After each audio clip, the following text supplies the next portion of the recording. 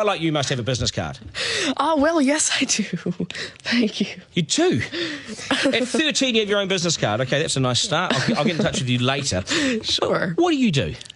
Well, mainly, I like to call myself a software and cognitive developer because I love developing with cognitive computing and artificial intelligence. I am an algorithmist. I love working with, designing, and implementing algorithms. I'm a keynote and TEDx speaker. I'm an author. I've written a book, and I'm working on another one about IBM Watson. And, of course, I'm also an IBM champion for cloud and honorary IBM cloud advisor. Oh, where did Hang I on go a second. wrong? Someone just get me a flannel countdown. Do you go to school? Well, I'm currently homeschooled in grade 8, going to grade 9 now. Wow. OK, so you're bright. Artificial intelligence, it's taking over the world. Is that fair to say?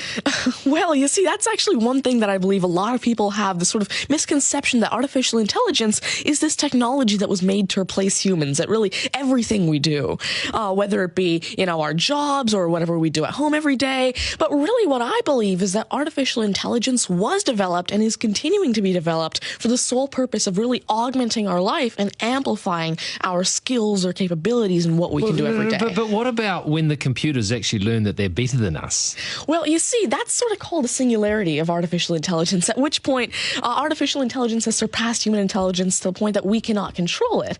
But really what I believe at this point, artificial intelligence, I won't go into the details right now since we're limited on time, but the thing is right now, artificial intelligence itself as a technology is so foolable and so primitive that either A, we won't reach that singularity point, or B, if we do, it's a very long ways off. Do you understand that, Mark? No.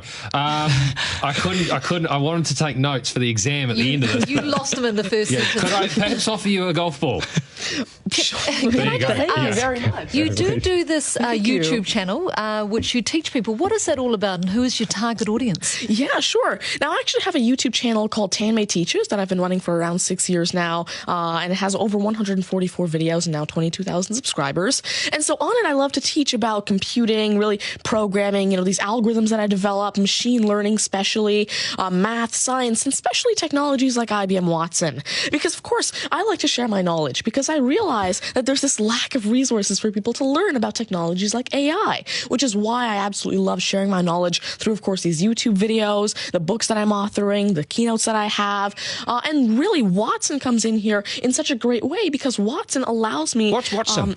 Sure. Mark thinks he's a golfer, but what is Watson? Now, IBM Watson is essentially a cognitive system that allows developers to incorporate cognitive and machine learning into their applications without having to code in the actual intelligence. And what this means is that, of course, right now, really one of the main reasons developers aren't incorporating more machine learning into their apps is because it's so hard to do. It's really difficult to incorporate intelligence because... I'm going to take this somewhere else, this interview. Has the Homeschooling Association of the World got hold of you as the front person?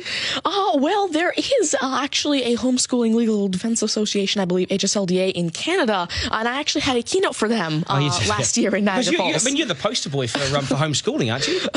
Well, I did have a keynote for them, and I talked a lot about the advantages of homeschooling and why it's great for kids who want to go into different and really targeted subjects. Okay, I want to get right down to business now.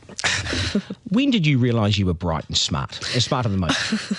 Well, I originally started coding when I was 5 with simple languages like Fox Pro and Batch. But eventually, at 9 years old, I had my very first iOS app accepted into the Apple App Store called T-Tables. But did your mum and dad do something to you between 0 and 5 that plug you into the wall? What did they do to you at 5? At 5, you were Are you smarter than your mum and dad, by the way?